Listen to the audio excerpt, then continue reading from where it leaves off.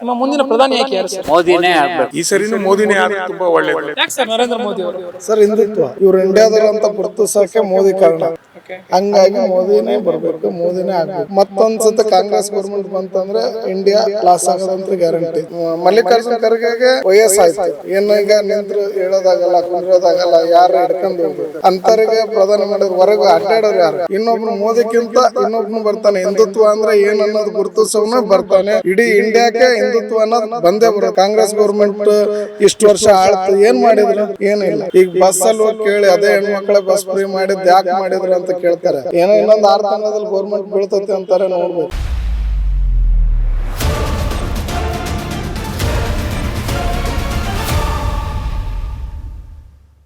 Sir ನಮಸ್ತೆ, ನಿಮ್ಮ ಮುಂದಿನ ಪ್ರಧಾನಿ ಆಯ್ಕೆ ಯಾರು? ಮೋದಿ. ಯಾಕೆ ಸರ್ ನರೇಂದ್ರ ಮೋದಿ ಅವರು? ಸರ್ ಹಿಂದುತ್ವ ಅಂತ ಅದು ಬಿಟ್ಟರೆ ಬೇರೆ ಏನು ರೀಸನ್ಸ್ ಇಲ್ವಾ ಸರ್? 2 ಪೀರಿಯಡ್ ಅಲ್ಲಿ ಏನು ಇಂಡಿಯಾ ಎಷ್ಟು ಸುಧಾರಿಸ್ತು ಬರ್ತಾ. ಇಂಡಿಯಾದಲ್ಲಿ ಹೊರಗೆ ನಾವು ಇಂಡಿಯಾದಿಂದ ಹೊರಗೆ ಹೋಗ್ಬೇಕಂದ್ರೆ ಇವ್ರು ಇಂಡಿಯಾದವ್ರು ಅಂತ ಗುರುತಿಸೋಕೆ ಮೋದಿ ಕಾರಣ. ಹಂಗಾಗಿ ಮೋದಿನೇ ಬರಬೇಕು, ಮೋದಿನೇ ಆಗ್ಬೇಕು.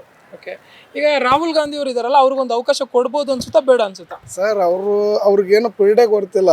ಹಂಗೆ ದುಡ್ಡಿದೆ ಅಂತ ಎಲೆಕ್ಷನ್ಗೆ ನಾನು ನಿಲ್ಬೋದು, ನೀನು ನಿಲ್ಬೋದು. ಈಗ ಗೋರ್ಮೆಂಟ್ ಇರೋದು ಅವ್ರ ಕಡೆ, ಒಂದು ಕಡೆ ಮತ್ತೊಂದು ಸತಿ ಕಾಂಗ್ರೆಸ್ ಗೌರ್ಮೆಂಟ್ ಬಂತಂದರೆ ಇಂಡಿಯಾ ಲಾಸ್ ಆಗೋದಂತ ಗ್ಯಾರಂಟಿ.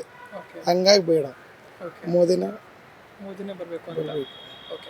ಈಗ ರಾಹುಲ್ ಗಾಂಧಿ ಅವರು ಪ್ರಧಾನಿ ಆಗೋದು ಬೇಡ ಅಂತಂದ್ರಿ, ಬಟ್ ಅಲ್ಲಿಂದ ಇನ್ನೊಬ್ರು ರಾಜ್ಯದಿಂದ ಕೇಳಿ ಬರ್ತಾ ಇರೋ ಹೆಸರು ಮಲ್ಲಿಕಾರ್ಜುನ್ ಖರ್ಗೆ ಅವರ ಹೆಸರು. ಅವ್ರ ಬಗ್ಗೆ ಸರ್, ಮಲ್ಲಿಕಾರ್ಜುನ್ ಖರ್ಗೆಗೆಲ್ಲ ವಯಸ್ಸಾಗಿದೆ. ಅಲ್ಲೇ ನಮ್ಮ ಕರ್ನಾಟಕದಿಂದನೂ ಒಂದೇ ಸತಿ ಆರಿಸಿ ಹೋದ್ರು. ಅವಾಗಲೂ ಆರಿಸಿ ಹೋದ್ಮೇಲೆ ಮತ್ತೊಂದು ಸತಿ ಅವ್ರಿಗೆ ಅವಕಾಶ ಕೊಡ್ಬೋದಾಗಿತ್ತು ಕರ್ನಾಟಕದಿಂದ. ಅದಾದಮೇಲೆ ನೆಕ್ಸ್ಟ್ ಮೇಲೆ ಹೋದ್ರಲ್ಲ, ಮೇಲಿರೋ ಅವಕಾಶ ಕೊಟ್ಟಿದ್ರೆ ಈಗ ಇವನು ಹೆಂಗೆ ಇರೋದಕ್ಕೆ ಇವನು ಬೇಡ ಅನ್ನೋದಕ್ಕೆ ಮಲ್ಲಿಕಾರ್ಜುನ್ ಖರ್ಗೆಗೆ ವಯಸ್ಸಾಯಿತು. ಏನು ಈಗ ನಿಂತರು ಹೇಳೋದಾಗಲ್ಲ, ಕುಂದ್ರೋದಾಗಲ್ಲ, ಯಾರು ಹಿಡ್ಕೊಂಡು ಹೋಗ್ಬೇಕು ಅಂಥವ್ರಿಗೆ ಪ್ರಧಾನಿ ಮಾಡಿದ್ರು. ಹೊರಗೆ ಅಡ್ಡಾಡೋರು ಯಾರು? ಈಗ ಮೋದಿಗೆ 72-73 ವರ್ಷ, ಇನ್ನೂ 2 ವರ್ಷ ಅವಕಾಶ ಇದೆ BJPಯಲ್ಲಿ. ಇಂಡಿಯಾ ಎಲ್ಲೋ ಹೋಗುತ್ತದೆ 2 ವರ್ಷ ಅನ್ನೋದ್ರಲ್ಲಿ. ಹಂಗಾಗಿ ಮೋದಿನೇ ಆಗ್ಬೇಕು. ಇನ್ನು ಇಲ್ಲಿ ಈಗ NDA ಇಂದ ಆಗಲಿ BJP-ಯಿಂದ ಆಗಲಿ ನರೇಂದ್ರ ಮೋದಿ ಅವರ ಹೆಸರು ಬಿಟ್ಟು ಬೇರೆ ಹೆಸರು ಬರ್ತಾ ಇಲ್ಲ. ಯಾಕೆಂದ್ರೆ ಬೇರೆ ಸಮರ್ಥ ನಾಯಕರು ಇಲ್ಲ ಅಂತಾನೆ. ಹೇಗೆ ಇದ್ದಾರೆ? ನೆಕ್ಸ್ಟ್ ಮೋದಿ ಹೋದ್ಮೇಲೆ ಬರ್ತಾರೆ. ಇನ್ನೊಬ್ರು ಮೋದಿಕ್ಕಿಂತ ಇನ್ನೊಬ್ನು ಬರ್ತಾನೆ. ಹಿಂದುತ್ವ ಅಂದರೆ ಏನು ಅನ್ನೋದು ಗುರುತಿಸೋನು ಬರ್ತಾನೆ. ಇಡೀ ಇಂಡಿಯಾಕ್ಕೆ ಹಿಂದುತ್ವ ಅನ್ನೋದು ಬಂದೇ ಬರುತ್ತೆ. ಹಿಂದುತ್ವ ಪ್ರಜಾಪ್ರಭುತ್ವದಲ್ಲಿ ಈಗ ಹಿಂದುತ್ವ ಅನ್ನೋದು ಹಾಗೆ ಆಗುತ್ತೆ. ಈಗ ನೆಕ್ಸ್ಟ್ ಪೀರಿಯಡ್ ಇದು ಒಂದು ಸತಿ ಮೋದಿ, ಅದ್ರ ಪೀರಿಯಡ್ ಅವನಕ್ಕಿಂತ ದೊಡ್ಡವನು ಬರ್ತಾನೆ.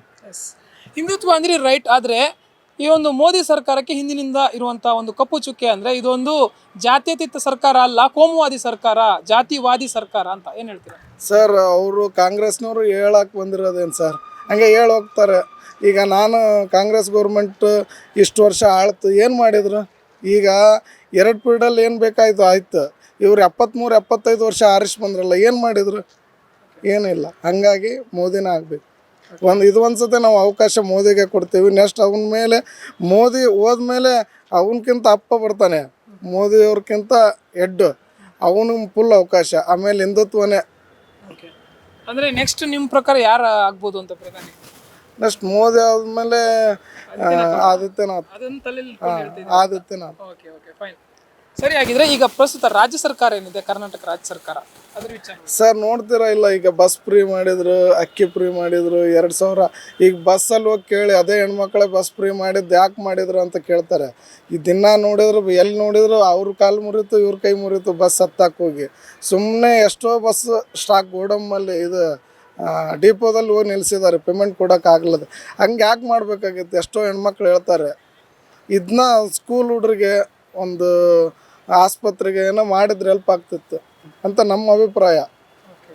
ಈ ಯೋಜನೆಗಳು, ಉಚಿತ ಯೋಜನೆಗಳು ತಲುಪ್ತಾ ಇಲ್ವಾ ಅಥವಾ ಅನುಕೂಲನೇ ಇಲ್ವಾ ಇದರಿಂದ? ಸರ್, ಅನುಕೂಲ ಇದೆ. ಎಲ್ಲೋ ಹಳ್ಳಿ ಕಡೆ ಅನುಕೂಲ ಇದೆ, ಯಾಕಿಲ್ಲ ಇಲ್ಲ ಅನ್ನಲ್ಲ. ಆದರೆ ಅನುಕೂಲ ಇದ್ದಂಗೆ ಅನುಕೂಲಕ್ಕಾಗಿಯೇ ಗೋರ್ಮೆಂಟ್ ನಡ್ಕೋಬೇಕು. ಈಗ ಎಷ್ಟು ಒಂದು ಪೀರಿಯಡ್ 2000 ಒಂದೇ ತಿಂಗಳು ಹಾಕಿ, ಈಗ ಒಂದು 4-5 ತಿಂಗಳಾಯ್ತು ಹಾಕಿಲ್ಲ.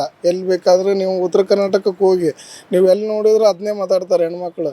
ಬಸ್ 1 ಅವರ್ಗೆ ಒಂದು ಬಸ್ ಇದ್ದದ್ದು ಈಗ 4 ಅವರ್ 5 ಅವರ್ಗೆ ಒಂದು ಬಸ್ ನಾನ್ ಸ್ಟಾಪ್ ಅಂತ ಹಾಕ್ಕೊಂಬಿಟ್ಟಾರೆ. ಅದಕ್ಕೆಲ್ಲ ಹೆಣ್ಮಕ್ಳಿಗೆ ಹೋಗಂಗೆ ಇಲ್ಲ.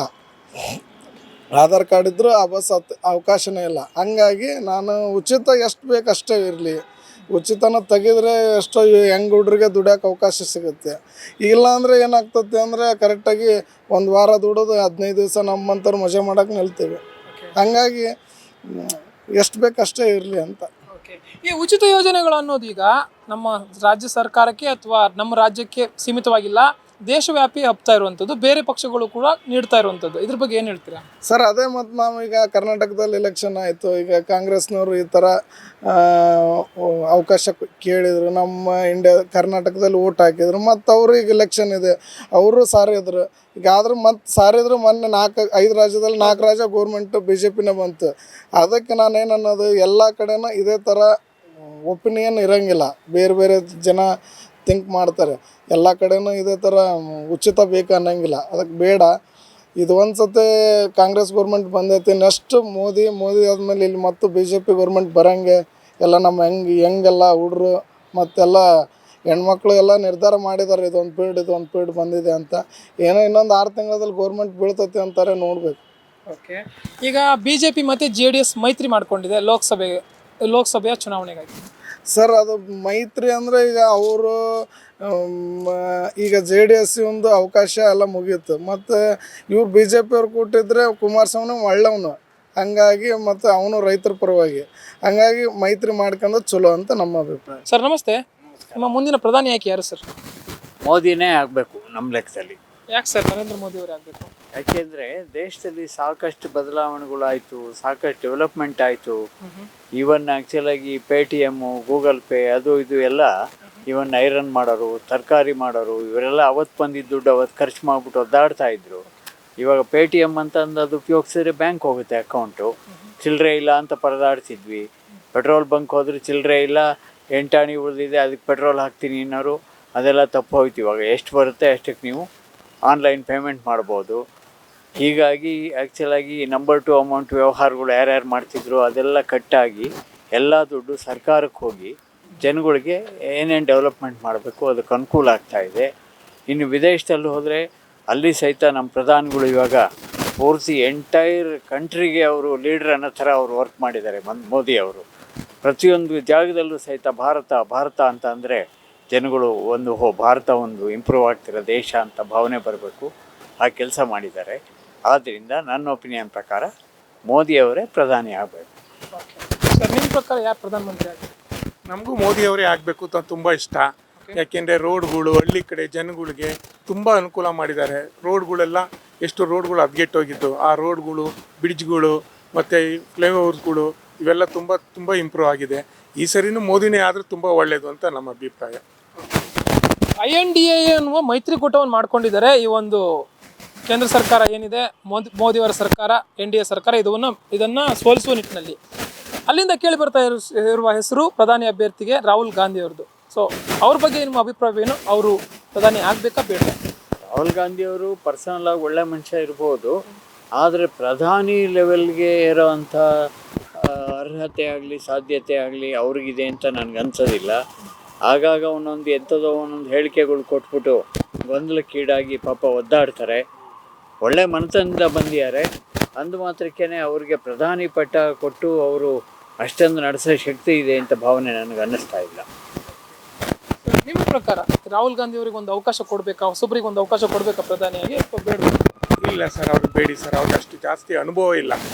ಯಾಕೆಂದರೆ ಯಾರ್ಯಾರು ಆಗೋಕ್ಕೆ ಚಾನ್ಸಸ್ ಇರಲ್ಲ. ಮೊದಲಿಂದನೂ ಆಗಿ ಬಂದಿರೋರೇ ಇನ್ನೂ ಇಷ್ಟು ಜನ ಇದ್ದಾರೆ. ಅವ್ರಿಗಿನ್ನ ಈಗ ಪಾಪ ಇನ್ನೂ ವಯಸ್ಸು ಚಿಕ್ಕದಾದ್ರಿಂದ ಅವ್ರಿಗೇನು ಬೆಳವಣಿಗೆ ಅಷ್ಟು ಐಡಿಯಾಸ್ಗಳಿಲ್ಲ, ಅಷ್ಟು ತಿಳುವಳಿಕೆ ಇಲ್ಲ ಅಂತ ನನ್ನ ಅಭಿಪ್ರಾಯ. ಅದರಿಂದನೇ ಮೋದಿನೇ ಆಗಬೇಕು ಅಂತ ನಮ್ಮೆಲ್ಲ ಅಭಿಪ್ರಾಯ, ನಮ್ಮೆಲ್ಲ ಇದು. ಈ ಸರಿನೂ ಅವ್ರು ಇನ್ನೂ ಒಂದು 2-3 ಚಾನ್ಸ್ ಇನ್ನೂ ಇದೆ, ಅವ್ರಿಗೆ ನೋಡ್ಬೇಕು, ಅವರೇ ಆದರೆ ಅನುಕೂಲ ಅಂತ ನಮ್ಮ ಅಭಿಪ್ರಾಯ ಸರ್. ಸರ್, ಅಯೋಧ್ಯೆಯಲ್ಲಿ ರಾಮ ಮಂದಿರ ನಿರ್ಮಾಣ ಆಗಿದೆ, ಜನವರಿ 22ಕ್ಕೆ ಉದ್ಘಾಟನೆ ಇದೆ, ಇದ್ರ ಬಗ್ಗೆ ನಿಮ್ಮ ಅಭಿಪ್ರಾಯ? ಇದೊಂದು ಒಳ್ಳೆ ಕೆಲಸ ಮಾಡಿ ಎಂಟೈರ್ ದೇಶದಲ್ಲೇ ಒಂದು ಹಬ್ಬದ ವಾತಾವರಣನಷ್ಟು ಸೃಷ್ಟಿ ಮಾಡ್ತಾ ಇದ್ದಾರೆ.